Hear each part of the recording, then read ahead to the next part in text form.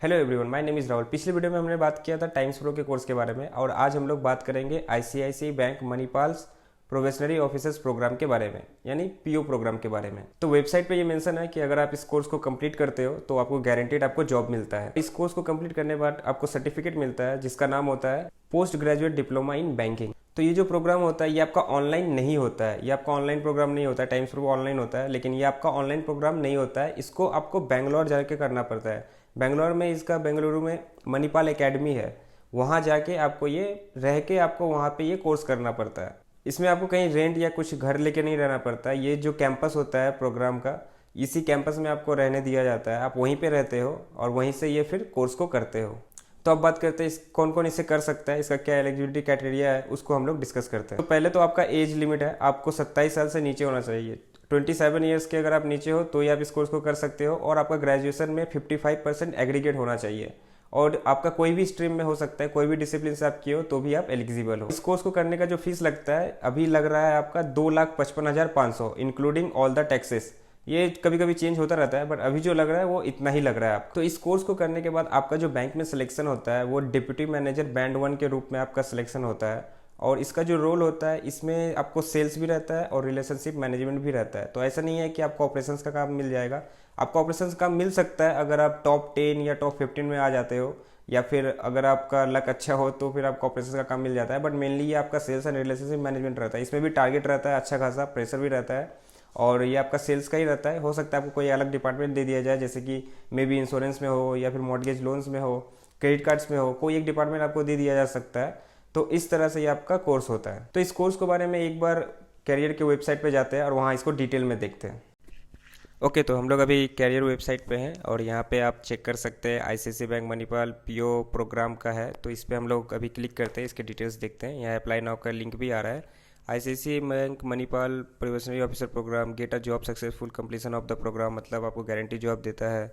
Gate post graduate in diploma in banking, फिर 1.77 लाख से 2 लाख आप कमा सकते हो जब तक आप सीखते हो। तो get guaranteed job in ICICI bank on successful completion of the programme. तो ये लोग खुद ही बता रहे हैं कि आपको जॉब मिलेगा ही कंप्लीट करने के बाद।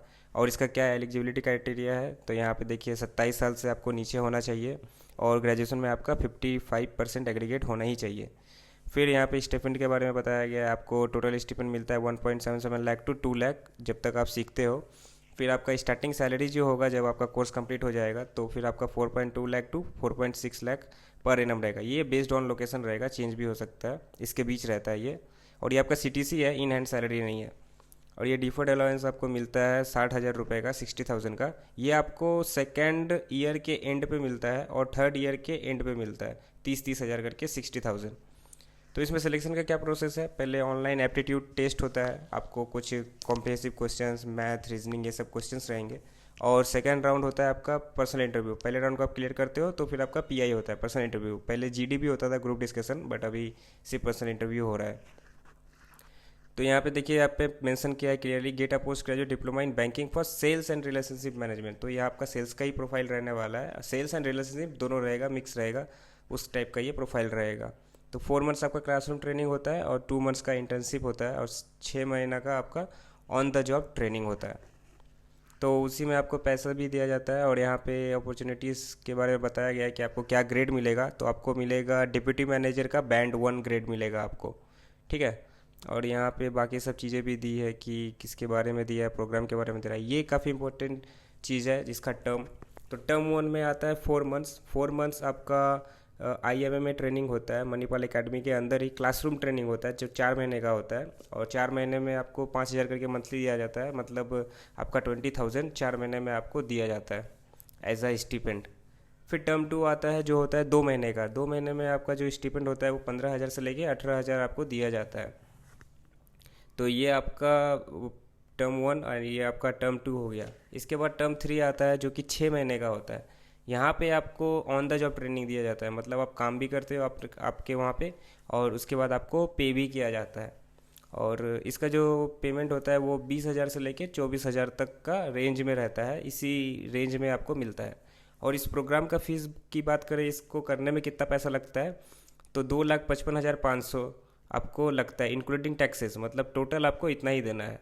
और ये जो आपका कोर्स होता है वो उसका जो मोड ऑफ लैंग्वेज होता है वो इंग्लिश में ही होता है। और जब आप कोर्स को करते हो तो उस बीच आपका कुछ कुछ असेसमेंट या छोटे मोटे टेस्ट भी होते हैं, तो वो भी आपको करने पड़ते हैं। देखो ये कम्प्लीटली एक सेल्स का ही जॉब रोल होता है, एक हायर लेवल का सेल्स होता है, तो इसमें आपको सेल्स रहता ही है। बहुत कम होता है कि 100 में अगर 10% मैं बोलूँ तो ऑपरेशंस के जॉब मिल सकते हैं, लेकिन मोस्टली आपका सेल्स का ही काम रहता है, तो सेल्स ही रहेगा। और टारगेट प्रेशर भी अच्छा रहता है। तो ओवरव्यू में अगर हम देखें इस कोर्स को पहले, तो कोर्स करने में तो आपको बहुत मज़ा आएगा। जब आप कोर्स करोगे तो एक क्लासरूम रहेगा, वहाँ पे कलीग्स रहेंगे, आप इंजॉय करोगे, आप सीखोगे। और इसका जो टाइमिंग होता है ये आपको सुबह उठना पड़ता है, सुबह 5 साढ़े 5 के आसपास आपको उठना पड़ता है।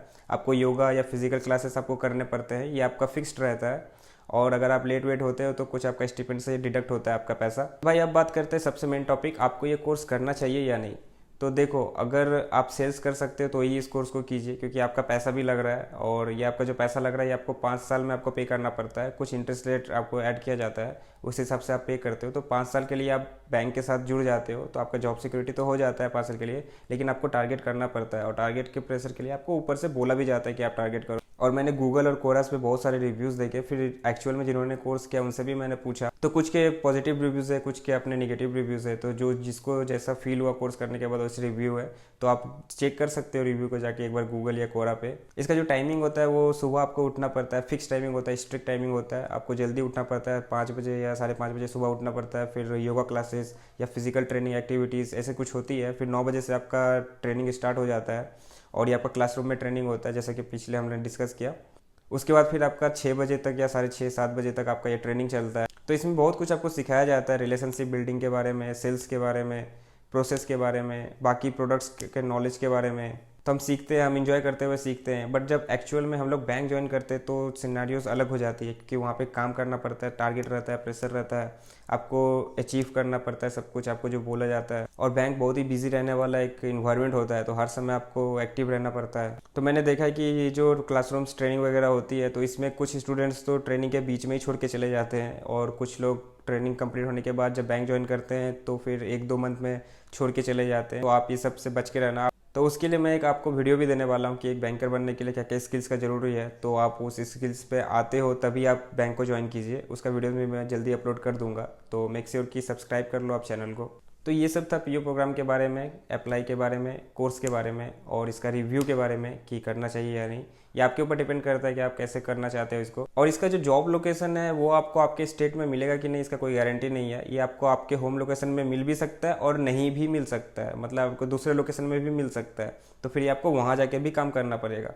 तो ऐसा कोई गारंटी श्योरिटी नहीं है कि आपको आपके होम लोकेशन में दिया जाएगा लोकेशन, ये आपको कोई भी स्टेट में दे दिया जा सकता है। Thank you so much for watching this video. आगे आने वाले वीडियोस में हम लोग डिप्टी मैनेजर और असिस्टेंट मैनेजर के जॉब रोल को डिटेल में डिस्कस करेंगे। एक बार फिर से बता रहा हूँ कि इसमें भी आपका सेल्स रहता है, आपको टारगेट करना पड़ता है, टारगेट पे प्रेशर भी रहता है।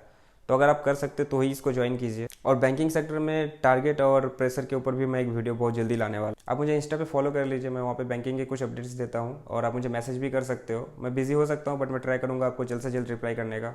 Till then take care, bye bye, जय हिंद।